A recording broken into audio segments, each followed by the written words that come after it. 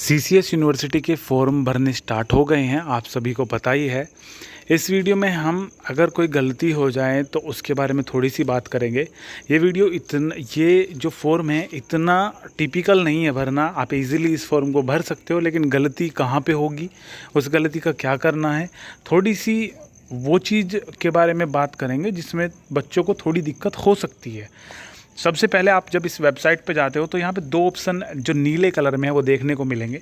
सबसे ऊपर है CBSE pass out of 2020 and later 2020, और उसके बाद जो सीबीएसई पास आउट स्टूडेंट्स हैं उन्हें बहुत ज़्यादा ज़रूरी है डिजी लॉकर से अपनी जो मार्कशीट है, अपनी डिटेल्स हैं, उन्हें वेरीफाई करना फॉर्म को भरने से पहले। अब सबसे पहले अगर सीबीएसई वाले हो तो इसी लाइन पे टैप करेंगे, टच करेंगे इस लाइन को, तो ऐसा कुछ खुल के आएगा।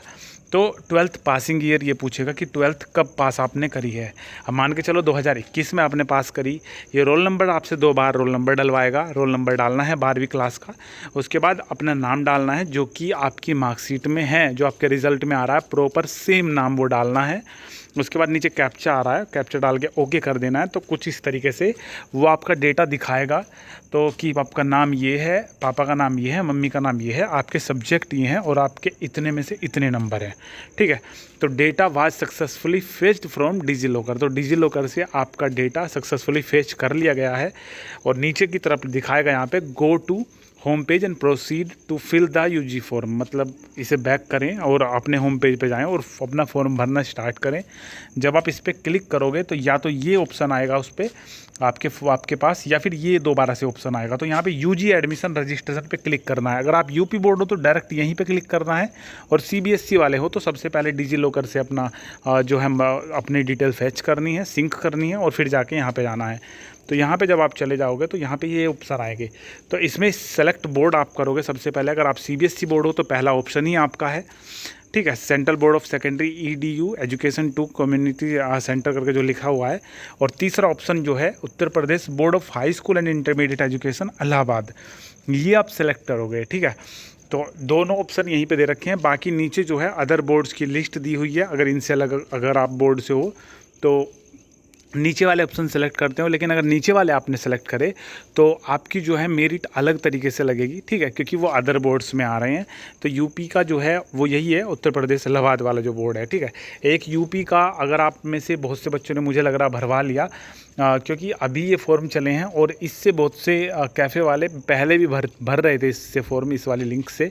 तो अगर आप इससे भरा है form board of secondary and higher education UP Uttar Pradesh वालों ने, तो उन्हें दोबारा से फॉर्म ये अप्लाई करना पड़ेगा। और बाकी इसके लिए आप कॉलेज से अधिक जानकारी ले सकते हो कि सर हमें क्या करना चाहिए। वैसे अगर आपने इस लिंक से भरा है तो आप जब इस लिंक से भरोगे ऊपर वाली से तो वापस से आपसे ये सब डिटेल मांगेगा, और ये सब डिटेल मांगने के बाद ये कभी नहीं दिखाएगा कि आपका फॉर्म भरा हुआ है। ठीक है, तो ये सब चीज़ हो जाएंगी आपकी। इसके बाद जब आप डिटेल डाल दोगे अपनी, मतलब 12वीं आपने उत्तर प्रदेश डाल दिया, बोर्ड है और 2021 में पास करा था, उसके बाद 2 बार रोल नंबर डाल दिया, कैप्चा डाल के आप आगे आए, तो आपकी डिटेल दिखाएगा कि आप कौन हो, आपके पापा का नाम क्या है, मम्मी का नाम क्या है, ये सब चीज़ें दिखाएगा। ये ऊपर लिखा हुआ है प्लीज़ री वेरीफाई योर डिटेल, मतलब आपने अपना रोल नंबर और ईयर डाला है, उसके बाद ये डिटेल ऑटोमेटिक आई है, इसे अपनी जानकारी को री वेरीफाई कर ले कि आप यही हो या फिर गलत है जानकारी। ये वो जानकारी है जिसके लिए आपको एडमिशन कराने के लिए इतने टाइम का इंतज़ार करना पड़ा। सीसीएस यूनिवर्सिटी कहती रही कि हम अभी डेटा फैच कर रहे हैं, सिंक कर रहे हैं, बोर्ड का डेटा नहीं मिल पा रहा है। ये वो डेटा है। अगर आप उस वाली लिंक से फॉर्म को भरोगे जो ये ऊपर वाली दी है, तो इस लिंक से भरने पे कोई डेटा की पुष्टि नहीं होती, कोई डेटा का वेरिफिकेशन नहीं होता। जब आप इस लिंक से कोई भी फॉर्म भरोगे, आप अगर किसी का भी रोल नंबर डाल दोगे तो ये मतलब खोल देगा फॉर्म को, मतलब वहाँ पे नाम नहीं आएगा, पापा का नाम, खुद से सारी चीज़ें भरनी पड़ेगी। तो ये लिंक वो लिंक नहीं है जिस पे आप फॉर्म भरोगे अगर यूपी बोर्ड से आप हो तो। ठीक है, अगर आप इस लिंक पे क्लिक करके अपना लिखोगे कि भाई मैंने 12वीं करी है 2021 में और मेरा जो रोल नंबर है वो 1 2 3 4 5 6 7 8 9, तो ये उसे भी खोल देगा। आप अपना फ़ोन नंबर डाल दो, ये उसे भी खोल देगा। आप पड़ोसी का फ़ोन नंबर, किसी का कुछ भी डाल दो, 1 2 3 डाल दो, ये उसे भी खोल देगा। ठीक है, तो आपकी जो लिंक है वो real link UP board of high education intermediate education Allahabad, ये वाली है। ठीक है, इस पर क्लिक करते ही आपको ये जानकारी दिखाएगा। फिर यहाँ पे नीचे ओके आएगा। ओके पे जब आप क्लिक कर दोगे तो बाकी की डिटेल्स आपको भरनी पड़ती है। कुछ कॉलम ब्लॉक होते हैं और कुछ कॉलम हमें भरने पड़ते हैं। तो जो ब्लॉक कॉलम होते हैं उसमें नाम आ गया, पापा का नाम आ गया, मम्मी का नाम आ गया, डेट ऑफ बर्थ भी इसमें ब्लॉक दिखा रहा है। तो कैफ़े वाले कभी कभी गलती ये करते हैं कि जो ब्लॉक आ रहा है उसे छेड़ते नहीं हैं, क्योंकि वो तो ब्लॉक है और ब्लॉक चीज़ें कभी खुलती नहीं है। लेकिन इसमें फॉर्म में गड़बड़ यहाँ पे बहुत सारी होती हैं। तो अगर आपने डेट ऑफ बर्थ नहीं भरी तो कुछ भी डेट ऑफ बर्थ वो स्टार्टिंग में 1900 करके सन कुछ भी दिखा देगा ये, तो वहाँ पे गड़बड़ मानी जाएगी फिर उसे। तो डेट ऑफ बर्थ सबसे पहली चीज़ है। डेट ऑफ बर्थ अपने फॉर्म में अगर आपने भरा है या भरवाया है, डेट ऑफ बर्थ चेक करें, कोई गलत तो नहीं है। उसके बाद बाकी सारी चीज़ें चेक कर लें। और सबसे लास्ट में जाने का, देखो अगर आपके पास एनसीसी वगैरह है और तो एनसीसी का भी चेक करें, क्योंकि उससे बेनिफिट मिलता है स्टूडेंट को।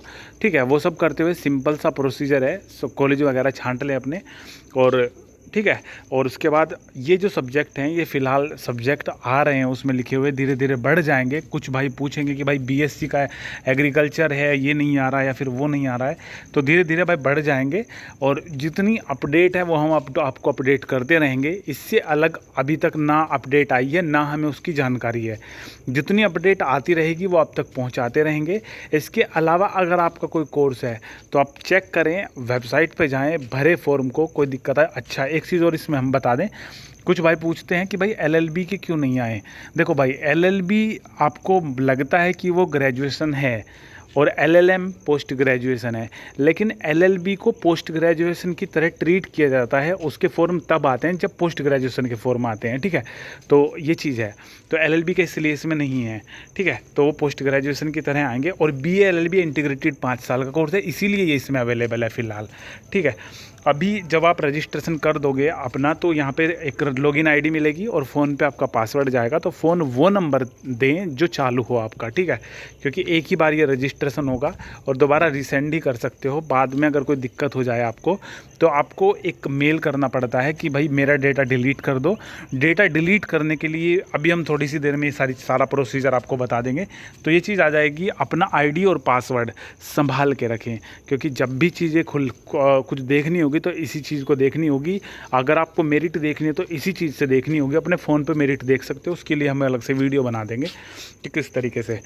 देखो, जब अगर आपके फॉर्म में कोई गड़बड़ हो जाए, एड्रेस की कोई गड़बड़ हो जाए, तो कोई गड़बड़ नहीं है, एड्रेस में कोई दिक्कत नहीं है। ठीक है, तो ऊपर सबसे ऊपर यही चीज़ लिखी हुई है, पंजीकरण प्रवेश संबंधी कोई प्रश्न हो तो कृपया वेबसाइट पर दिए गए हेल्पलाइन नंबरों, जो कि ये हैं, अथवा ccsuadmission@helpenable.com पर सुबह 10:30 से शाम 5:30 तक संपर्क करें। ठीक है, तो इसमें टाइमिंग का कुछ नहीं है, आप कभी भी इसमें संपर्क कर सकते हो। अगर आप ईमेल कर रहे हो तो रात को किसी भी टाइम, क्योंकि ईमेल उनका देखने का टाइम है 10:30 से 5:30, आप कर भी किसी भी टाइम सकते हो। ठीक है, तो आपने मान के चलो आप ईमेल, आपकी डेट ऑफ बर्थ गलत हो गई, तो उन्हें आपको क्या लिखना पड़ेगा, जीमेल नाम का ऑप्शन आपके फ़ोन में होगा, जीमेल में 2 के सामने इस ईमेल आईडी को डालें। वहाँ पे आप लिखें कि सर मेरा रजिस्ट्रेशन, मैं बीए का फॉर्म भर रहा था, मतलब सिंपल हिंदी में लिखें, जो मैसेज की लैंग्वेज होती है, जैसे कॉम्प्लिकेटेड मत करें उसे, ऐसी इंग्लिश मत लिखें, ना तो आपकी समझ में आए ना उनकी समझ में आए। सिंपल हिंदी लिखें, क्योंकि वहाँ पे भी हम जैसे ही हैं जो कि हिंदी लैंग्वेज में कंफर्टेबल होते हैं। सीसीएस यूनिवर्सिटी है, वो दिल्ली यूनिवर्सिटी नहीं है। ठीक है, आराम से लिखें, जिसमें जिस भी लैंग्वेज में आप कंफर्टेबल हो वो लैंग्वेज लिखें। इंग्लिश में कंफर्टेबल हो तो इंग्लिश लिखें, लेकिन तरीके से लिखें कि सर मैं फॉर्म भर रहा था बीए का, और मेरे फॉर्म में मेरी डेट ऑफ बर्थ गलत हो गई है, उसे सही करने की कृपा करें। मेरा रजिस्ट्रेशन नंबर ये है, 21G वाला जो रजिस्ट्रेशन नंबर है। मेरी पासवर्ड ये है, पासवर्ड भी लिखें। उसके बाद अपनी 10वीं की मार्कशीट उसमें अटैच करें, क्योंकि 10वीं की मार्कशीट से देख के वो सही किया जाएगा। ठीक है, अगर आपने मान के चलो कुछ भी लिख दिया वहाँ पे और उन्होंने सही कर दिया और पता चला वो आपने गलत लिखा था, आपने अलग दूसरा मेल भी डाल रखा कि सर जी सॉरी मुझसे गलती हो गई थी, वो मेल में मैंने ऐसे लिख दिया था, तो सर ऐसे नहीं करेंगे। ठीक है, आप अपनी मार्कशीट देना, मार्कशीट से देख के वो लिखेंगे, और अपना एक पीडीएफ दे देना जिससे वो जो आपका फॉर्म भरा हुआ है, ठीक है, उसमें देख लेंगे पीडीएफ को खोल के क्या दिक्कत है, मार्कशीट में देख लेंगे कि क्या डेट ऑफ बर्थ है। लॉगिन करके 2 मिनट नहीं लगेगी उन्हें सही करने में। ठीक है, अगर मेरठ यूनिवर्सिटी से आपका घर ज़्यादा दूर नहीं है तो मेरठ कॉलेज यूनिवर्सिटी में जाके रूम नंबर 309 में जाना, यही सब काम होता है वहाँ पे, एडिट होना। ठीक है, यूनिवर्सिटी के फॉर्म में बहुत ज़्यादा गड़बड़ी होती है, तो इसीलिए इन्होंने इससे बचने के लिए सबसे ऊपर लिख दिया है, एडमिशन की लिंक से भी ऊपर लिख दिया है कि भाई अगर कोई गड़बड़ हो तो आप हमें ईमेल कर सकते हो, ठीक है ना, क्योंकि कोविड का टाइम चल रहा है और वहाँ पे जाओगे भीड़ लगाओगे तो उससे अच्छा है ईमेल कर दो। थोड़ा एकदम से टिकट जनरेट हो जाएगा, आपके पास मैसेज आएगा कि भाई आपका टिकट संख्या ये है, आपका टिकट जनरेट हो चुका है, और उसी पे टिकट पे आप अपनी जो प्रोग्रेस चल रही है वो जाके उस पर टैप कर करके देख सकते हो कि क्या चल रही है उस पर प्रोग्रेस, ठीक है। इसके बारे में अगर आपको और जानकारी चाहिए डिटेल्ड में तो कमेंट सेक्शन में बताना, इस पर सेपरेट एक वीडियो डाल देंगे। तो ये बस इतनी अपडेट थी जो हमें आपको बतानी थी, ठीक है। अगर आपको इससे रिलेटेड कोई और सवाल है तो आप कमेंट कर सकते हो। अगर प्रवेश प्रक्रिया से रिलेटेड आपका कोई सवाल है तो कमेंट करना, कोशिश करेंगे जितना जल्दी हो सके उसको रिप्लाई करने की। और जल्दी ही अपडेट सब तक वीडियो भी आएगी, कम्युनिटी सेक्शन में आपको लिंक मिल जाएगी जिसमें आप जो भी आपका सवाल है वो आप बता सकते हो। और हमने भी कुछ सवाल इकट्ठा कर रखे हैं आपके, तो जैसे ही हम वो वीडियो डाल देंगे आपको पता चल ही जाएगा, ठीक है ना। आपका कोई सवाल हो तो कमेंट करना, और टेलीग्राम ग्रुप को लिंक डिस्क्रिप्शन में उसे जाके फॉलो कर लेना, ज्वाइन कर लेना, क्योंकि जैसे ही छोटी मोटा नोटिस आता है वो तुरंत वहाँ पे सबसे पहले बता दिया जाता है। और हाँ, एक चीज़ और लास्ट में, जैसे कि पोस्ट ग्रेजुएशन के एडमिशन के बारे में भी आप लोग पूछ रहे हो, तो पोस्ट ग्रेजुएशन के एडमिशन जल्दी ही स्टार्ट होंगे, ठीक है। 10 से 15 दिन का टाइम मान लो, क्योंकि जब ये फॉर्म स्टार्ट होते हैं तो कम से कम 15 दिन का टाइम उनमें शुरू होने में लगता है उन एडमिशन को। तो अभी बच्चे पूछ रहे हैं कि थर्ड ईयर का फाइनल का रिज़ल्ट नहीं आया, कैसे होगा। तो भाई फाइनल ईयर का रिज़ल्ट आ जाएगा, कोई दिक्कत नहीं है। मान के चलो 15 दिन के अंदर फाइनल रिज़ल्ट नहीं आया और आपके एडमिशन चल गए हैं, तो वो ही एक ऐसा तरीका भी निकालेंगे कि बिना रिज़ल्ट के एडमिशन हो जाए, ठीक है। मतलब टेंशन लेने की कोई ज़रूरत नहीं है आपको। अगर रिज़ल्ट नहीं आया तो बिना रिज़ल्ट के एडमिशन का प्रोसीजर वो बताएंगे।